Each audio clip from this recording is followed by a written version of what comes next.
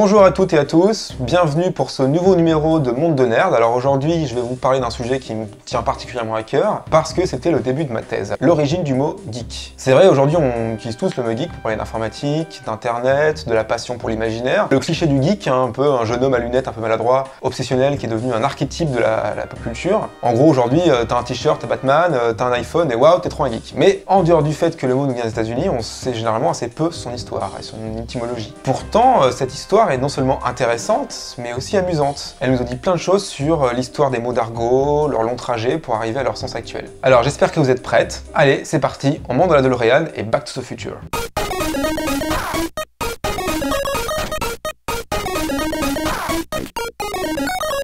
Donc on va étudier l'étymologie du mot geek, c'est-à-dire comment le mot s'est formé, c'est-à-dire ce qu'il signifie exactement à l'origine. Alors il faut savoir, quand on parle d'étymologie, il faut mieux être prudent. Plus on remonte, plus on est dans les suppositions, les probabilités, donc ce que je vais vous dire sur les origines les plus lointaines, c'est à prendre comme des hypothèses basées sur le peu de ressources qu'on a. Ce qu'on sait de manière certaine, c'est que les origines géographiques du mot geek sont assez claires, c'est globalement l'Europe du Nord. L'ancêtre le plus lointain du mot geek qui est très probablement un mot issu de la langue indo-européenne.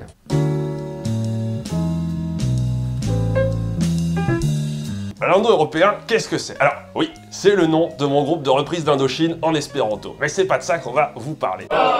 L'indo-européen, c'est une langue ancienne, une langue même préhistorique, entièrement orale et qui est supposée être à l'origine de nombreuses langues européennes et indiennes. On pense par exemple au latin, on pense au grec ancien, on pense au sanskrit. Comme il n'en existe aucune trace, un peu comme l'avion qui s'est écrasé dans le Pentagone. C'est une langue assez hypothétique, voilà. Les chercheurs ont travaillé dessus, ils l'ont reconstruit à partir de nouvelles langues, de langues actuelles, pour remonter à son origine. L'indo-européen expliquerait pourquoi des langues parlées dans des pays très éloignés permet quand même à certains mots de se ressembler. Par exemple, père se dit pater en latin, ça se dit aussi fata en allemand, ça se dit padar en persan, ou ça se dit aussi vador en néerlandais. Alors l'indo-européen, c'est une langue que donc on connaît qu'en creux, simplement par recoupement, parce que les mots plus récents semblent avoir une origine commune. En indo-européen, le mot qui a donné geek bien plus tard devait probablement désigner un oiseau, en particulier le coucou.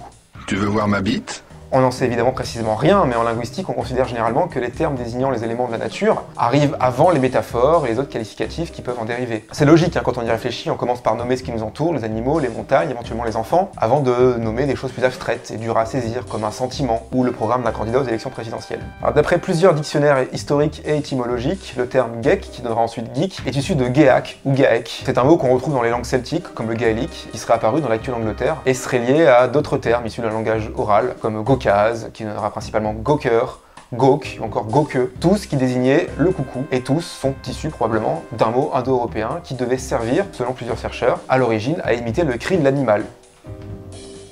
Et là je suis sûr que vous avez essayé tous de crier les mots, pour savoir si ça ressemblait à un cri d'oiseau.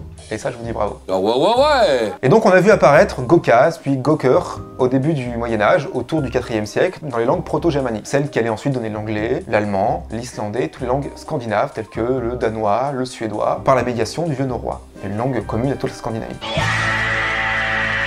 D'ailleurs, dans ces pays, des mots qui rappellent fortement les origines sont toujours en usage, puisqu'en féroéen, la langue des îles Féroé, Gekur désigne un coucou, encore aujourd'hui. Même chose pour Giok en norvégien. Et Gawk et d'autres formes du même type vont connaître un grand succès dans tout le nord de l'Europe, en particulier dans toutes les langues anglo-saxonnes. Alors c'est en Écosse qu'on va voir apparaître les premières métaphores qui s'éloignent de l'animal. En effet, il semble que très tôt, les termes qui servent à désigner notre ami le cuculidé, très tôt ont été associés à une attitude. Par exemple, aujourd'hui, on dit de quelqu'un qui se fait avoir qu'il est un pigeon.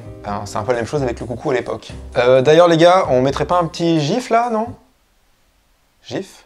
Le coucou est lié à l'idée de se faire avoir, de se faire duper, d'être naïf, d'être niais. Alors il n'est pas très clair si c'est lui qui est intelligent et si du coup sont ceux qui se font avoir par l'oiseau qui sont stupides, ou à l'inverse si c'est l'animal lui-même qui est l'objet de farces ou de tromperies. Il reste que cette attitude est très liée à lui très vite. On peut penser que l'hypothèse où le coucou serait le plus intelligent est la plus logique, notamment par certaines espèces de coucous qui pondent leurs œufs dans le nid d'autres oiseaux, qui ainsi se font avoir du coup. Mais dans les sources, on voit aussi des références à la subtilité de l'oiseau. Une confusion, une simplification sans doute un peu faite entre ce que l'oiseau faisait à autrui et son caractère supposé. Un peu comme quand on parle du monstre de Frankenstein et qu'on l'appelle Frankenstein directement. D'ailleurs en français l'expression être cocu vient de là, du fait qu'en pondant dans notre nid, l'oiseau était vu comme un trompeur. Quel rapport avec l'Écosse, vous me direz, après cette parenthèse assez trompeuse? Eh bien vous en remarquez que tout tourne autour de la future Grande-Bretagne dans ses origines. Et ici, pas d'exception, puisque c'est bien au pays des Highlands et Mike Leod et des kilts qu'on va trouver l'exemple à la fois le plus marquant et le plus ancien de l'assimilation du coucou à une attitude particulière. Il s'agit de la fête nommée Hunting Gawk Day, soit la chasse au coucou, et qui n'est rien d'autre qu'une des premières versions de la célébration du 1er avril. Alors dans un guide des amusements populaires daté de 1878, un chercheur nommé William Hone explique que l'une des premières formes traditionnelles du 1er avril, tel qu'on le connaît, il y en a quelques autres quand même, est dérivée de cette fête où il s'agit de jouer des tours à son entourage, de trouver le plus naïf de ses amis, bref, de chasser le coucou, celui qui se fait avoir. Il a marché à fond le gars.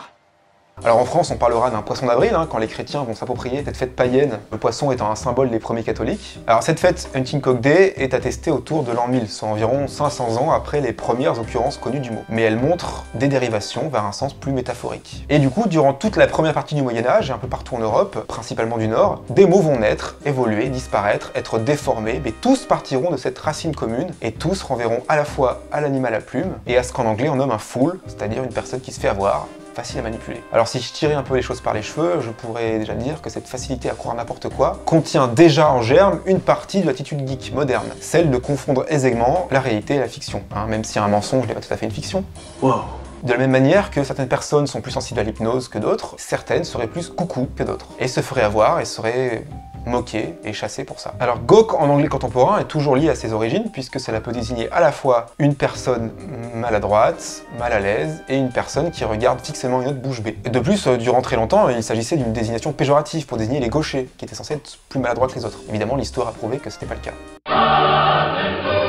D'ailleurs, l'origine du mot gauche en français est assez discutée parce qu'elle est éloignée du mot latin sénestre, qui veut dire gauche, mais il pourrait y avoir un lien. Être gauche en français veut aussi dire être malhabile. Mais là, je préfère pas m'avancer et du coup, je m'égare un petit peu. Bref, on trouve durant tout le Moyen-Âge diverses variations, mais qui désignent toutes la même chose. Une relative stabilisation va finalement se produire et durer quelque peu avec une forme née autour de l'an 1000, à 100 ans près, c'est pas une science exacte, geek.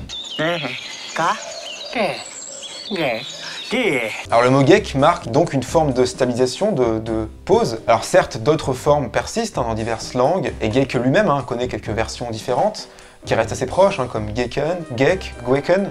Non, c'est pas des verbes irréguliers. Mais avec le temps, il va se solidifier de plus en plus et s'autonomiser comme un grand garçon. Sa première apparition se situe en toute logique, si on se souvient bien des origines, au sein des diverses langues germaniques, en particulier en moyen haut allemand, qui est la langue qu'a donné l'allemand, en hollandais et en ancien anglais. Ce qui est particulièrement intéressant pour le fil qu'on essaie de suivre ici, c'est que d'autres mots existent à cette époque dans les langues évoquées pour parler du coucou. Il s'agit donc d'une séparation définitive de l'attitude et de son incarnation par une réalité animale. Un geek, c'est un idiot, l'idiot du village, une personne avec qui on peut faire croire n'importe quoi. Et le sens métaphorisé n'a donc plus du tout changé, mais il n'est plus fait référence à un oiseau ou à une origine naturelle à cette attitude. Le mot geek devient uniquement une insulte. Voilà, c'est la fin de la première partie. Je vous donne rendez-vous pour la deuxième, parce qu'il y a encore beaucoup de choses à raconter sur l'origine du mot geek. Dans la seconde partie, vous allez voir des monstres, des séries télé et comment le mot geek a pris son sens actuel. À bientôt!